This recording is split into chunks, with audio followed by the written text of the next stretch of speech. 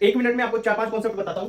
देखो, x centre of mass पूछा जाए, velocity of centre of mass या acceleration of centre of mass पूछा जाए तो आप क्या करोगे? एक्स की जगह आप ए भी ले सकते हो, वेलोसिटी भी ले सकते हो, कुछ भी ले सकते हो ना। X centre of mass displacement के लिए बोले तो m1 x1 plus m2 x2 upon m1 plus m2 कर दोगे। अगर डिस्क्रीट सिस्टम है, इंटीग्रेटेड फॉर्म में दे रखा है, आपको लैम्बडा की वैल्यू भी दे रखी है, तब आप एक्स सेंटर ऑफ मास कैसे निकालोगे? x dm upon DM. ठीक है, ये इंटीग्रेशन करना है इस टाइम आपको, और डीएम की वैल्यू आपको दी हुई होगी कि DM is equal to lambda DX. अब लैम्डा स्क्वायर वगैरह ऐसा कुछ सिस्टम दे दे तब भी आप उसका इंटीग्रेशन करके निकाल सकते हो इस फॉर्मूले से। ठीक है, सिंपल दे तो इससे निकाल लोगे।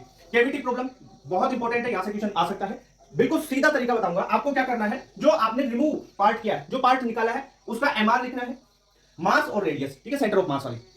दूसरा, जो रिमेनिंग पार्ट जो बचा हुआ है जिसमें से काट गया, उसका आपको लिखना है मास, और जो आर सेंटर ऑफ मास है वो लिखना है। सीधी सी बात, एक एग्जांपल से समझाता हूं। आपके पास ये डिस्क है, इसमें से r/2 रेडियस की एक छोटी डिस्क मैंने काट दी, ये वाली चीज इसमें काट के बाहर निकाल दिया। अब देखो, सबसे पहले तो दोनों का मास निकाल लो आप। इस छोटी वाली को काटा r/2 की, देखो पाई आर स्क्वायर का मास था कैपिटल M, बोला ना भाई, इसका मास m और रेडियस r है। ठीक है सर, तो पाई r/2 वाला निकाल दिया, इसमें r/2 का निकाल दिया, तो उसका मास हो गया m/4। अगर m में से m/4 निकाल दिया तो इसका कितना बचा हुआ, बचे हुए का मास कितना हो गया?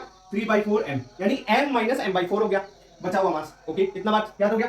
अब देखो, जो आपका रिमेनिंग पार्ट बचा हुआ था उसका m इंटू आर। अब आपको r पूछा हुआ है कि जो कैविटी आपने बना दी उसके बाद में इसकी जो r है सेंटर ऑफ मास वो कितना रहेगा, तो उसको x लिख लो। वही तो पूछा है, वो मास इंटू आर, जो सेंटर ऑफ मास पूछा है, x लिख लिया अपन ने, इज इक्वल टू m/4, और इसका r/2 रेडियस का निकालना है, तो सेंटर ऑफ मास r/2 पे, ये r/2, तो ये m/4 इंटू r/2 कर दोगे। ठीक है, यहां से x निकाल दोगे, x बराबर r/6 आ जाएगा। यानी सिंपल सी चीज है, mr कांस्टेंट कर देना है दोनों का। ठीक है, रिमूव का और रिमेनिंग का। सबसे सिंपल ट्रिक बता रहा हूं मैं, बहुत शानदार तरीका है ये। ट्रिक नहीं है, कॉन्सेप्ट ही है ये।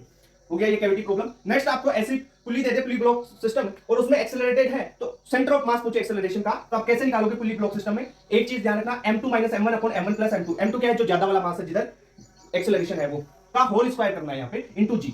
ध्यान रखना, वहां पे जो एनएलएम है ना, उसमें ऐसा स्क्वायर नहीं करते थे ना, हाँ वो चीज है, वो भी याद आ रही है। तो ये सिस्टम का एक्सेलरेशन का, सिस्टम के एक्सेलरेशन का सेंटर ऑफ मास, ठीक है, m2 minus m1 upon m1 plus m2 का स्क्वायर इंटू जी। ओके, कर लोगे ये सिस्टम?